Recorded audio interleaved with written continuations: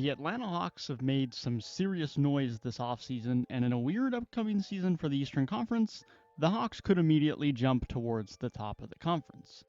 It's been a state of flux for the Hawks since their surprising 2021 Eastern Conference Finals run, and although the Hawks have tried plenty of options to regain that success, it's ultimately resulted in simply a bunch of play-in appearances and a couple of first-round exits. Initially, they tried to keep together what many believed to be a young, promising core, and there was hopes of returning to the conference finals and beyond quite soon. And although maybe conference finals and beyond wasn't the expectation from many, it was certainly reasonable to believe at the time that the Hawks were right in retaining and keeping their core together. They gave long-term extensions to Clint Capella, DeAndre Hunter, Kevin Huerter, and John Collins to continue to surround Trae Young with solid young talent. But between a lack of more development within the young core, with nearly all of them plateauing in and around that Eastern Conference Finals run, the young core, compared to expectations and an ever-improving Eastern Conference, led to the Hawks falling behind. They continued to try various roster constructions around Trae Young, most notably acquiring DeJounte Murray, but time and time again, clearly things were not working in Atlanta. The front office was making attempts at success, they were simply very poor and dire attempts. Last season was finally the start of movement in the right direction. The acquisition of elite defense and Dyson Daniels was a great fit alongside Trae Young. Having the number 1 overall pick, Zachary Ricochet, gave more solid wing play that is only going to continue to improve. Okongwu also continued to improve, notably last season as a three-point shooter, and most notably Jalen Johnson continued to emerge as a two-way borderline all-star. It also marked the trade of DeAndre Hunter, and now in 2025 free agency, the departure of Clint Capella, signaling the true end of the Hawks' first successful core around Trae Young. But now, in the summer of 2025, they've finally pushed their chips in what I believe to be the right direction, thanks to the direction of new general manager Ansi Sala, and may have finally retooled around their franchise point guard. With the trade to acquire Kristaps Porzingis, the signings of Nickeil Alexander-Walker and Luke Kennard, all alongside another great trade they've made with the New Orleans Pelicans, let's discuss the Hawks' great offseason and how real of a chance the Hawks have to be a threat in the East next season. The Hawks started their offseason with an amazing low-risk addition of Kristaps Porzingis alongside a second-round pick, whilst only trading away Terrence Mann, Georges Niang, and the Cavaliers' 2031 second-round pick. Now, certainly there's some concerns with Porzingis. The biggest and most glaring concern is his recent and historic lack of availability, which is a large reason why the Hawks got him for such little value in the first place. The fortunate thing for the Hawks, and part of the reason why the Hawks could make this move despite Porzingis' availability concern, is the fact that Okongwu is still on the roster and is more than capable of being the starting center whilst Porzingis is out of the lineup. Now, of course, the ideal is that Porzingis and Okongwu are both healthy, allowing for a great big man rotation and even possibly some two big lineups, which, especially in a league that is seeming to be dominated by these two big lineups, could be very valuable.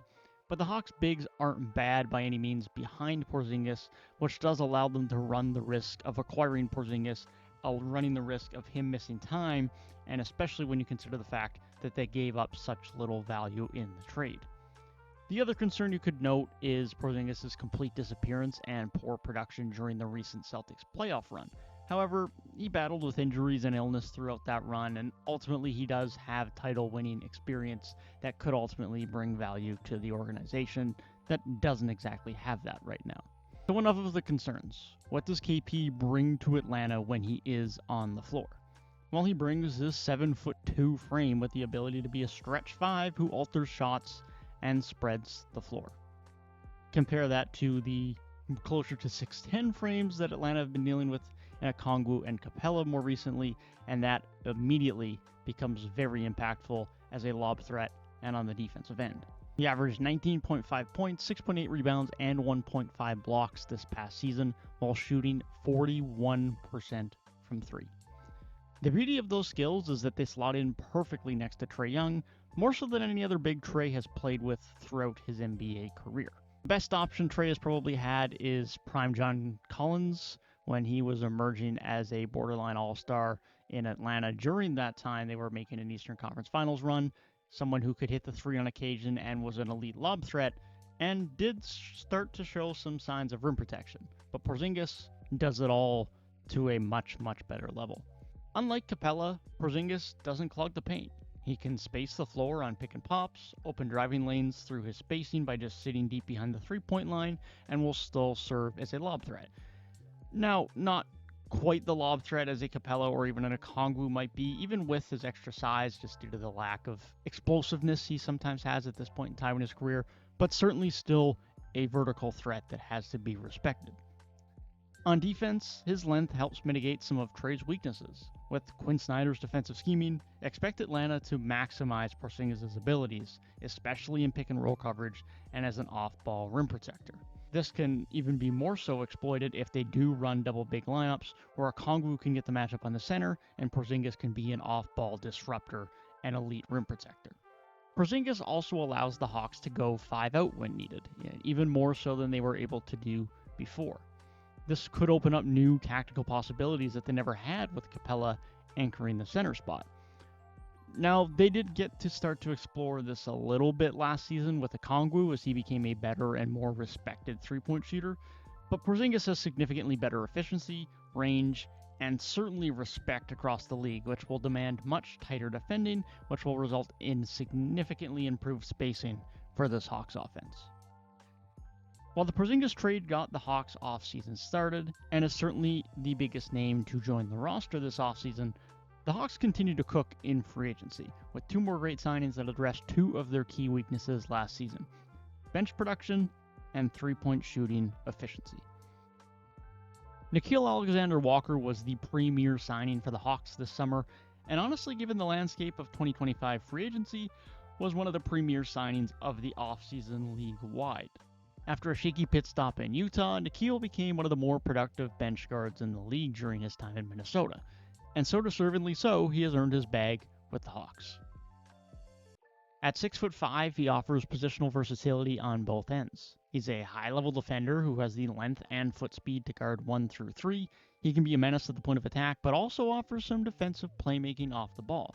On offense, whilst he's most often used off of the ball as a good floor spacer and secondary playmaker, he can create his own on occasion and is successful at attacking closeouts. His three-point shooting will continue to improve the Hawks' spacing, whilst his defensive acumen will continue to surround Trae Young with good defenders, further aiding what should be a good defense this year in Atlanta. After the last 2 years in Minnesota, Nickeil Alexander-Walker also brings playoff experience to this group, and as an extra bonus, he is one of only 5 players who has played in all 82 games each of the last 2 seasons. The other 4 being Buddy Hield, Mikal Bridges, Harrison Barnes, and Jalen Green. Then there's Luke Kennard, who signed on a 1-year, $11 million deal, who again, similarly to Porzingis and Nickeil Alexander-Walker, simply at a much higher level, will aid one of the Hawks' biggest weaknesses last season, three-point efficiency. Acquired via the mid-level exception, Kennard brings in elite three-point shooting, having shot 43% from deep last season on 4 attempts a game. He's the kind of weapon Trae has desperately needed, a movement shooter who warps defenses just by relocating around screens. He is constantly a threat off movement and will require a defender be glued to him at all times due to his three-point shooting proficiency, further improving the spacing within the Hawks offense. Now where Kennard doesn't help and could be of issue is on the defensive end, but in 15 to 20 minutes a night, aided by the wing defense and perimeter defense of Nickeil Alexander-Walker, Zachary Richichet, Jalen Johnson, and Dyson Daniels, Kennard's elite three-point shooting will still be extremely valuable to the Hawks, and he shouldn't be a complete liability. These aren't splashy moves, but they're smart, calculated additions. They're not just getting talent, like they maybe did with DeJounte Murray. They're getting great fit that will allow Trae Young, and in turn, the Hawks, to thrive. One of the more subtle but significant and positive moves this offseason was Atlanta acquiring the Pelicans' unprotected 2026 first-round pick. The move was a draft night trade where the Hawks traded back from pick 13, which was used to select Derek Queen, for pick 23, which was used to pick Asa Newell. Alongside pick 23, the Hawks also received the Pelicans' unprotected 2026 first-round pick. Now, this is most likely to be the Pelicans' pick, but it is technically the most favorable pick of the Pelicans or the Bucks. This first-round pick yes, as an unprotected first round pick, is obviously extremely valuable. This is a Pelicans team that is within the hyper competitive Western Conference that is going to be a battle to get into the postseason again, and this is a Pelicans team coming off of a 21 win season. Now, sure, the Pelicans did suffer massively from the injury bug last season, but this is still a team that has plenty of injury prone players on it, most notably their star in Zion Williamson. And of course, they don't have Brandon Ingram this year. With all that in mind, this pick is quite likely to be another lottery selection, giving the Hawks another opportunity to add another young prospect to their core, or once again have a valuable asset in the trade market. The added bonus? The Hawks were rumored to want Asa Newell at pick 13 anyways, so they got their guy whilst moving back 10 picks and adding what is likely to be a 2026 lottery selection. So here's how the 2025-26 Atlanta Hawks look as of July 14th. This roster is deeper, more versatile, and better suited to modern basketball, especially around Trae Young, than any Hawks lineup since 2021. The most notable quality, especially within the starting lineup, is the defense. Dyson Daniels broke out as one of the best perimeter defenders in the NBA last season. Jalen Johnson is a threat on and off the ball on the defensive end. Porzingis is a great rim protector, and Ricochet has shown flashes and has great tools for defensive success. That doesn't even include Nickeil Alexander-Walker or Onyeka Okongwu off the bench. The Hawks have constructed this roster in a way that Trae Young can more often than not be very hidden defensively, and they should honestly end up posting a top half defensive rating on the year as a team. The shooting and spacing, something that was lacking for Atlanta last season, at least to a proficient degree, has been improved significantly. Adding Nickeil Alexander-Walker, Luke Kennard, and especially Kristaps Porzingis is going to improve the three-point volume and efficiency for the Hawks significantly this season, and most importantly, it is going to improve their spacing significantly. That is going to allow Trae Young and even Jalen Johnson to feast more on offense and improve Trae's success as a playmaking engine.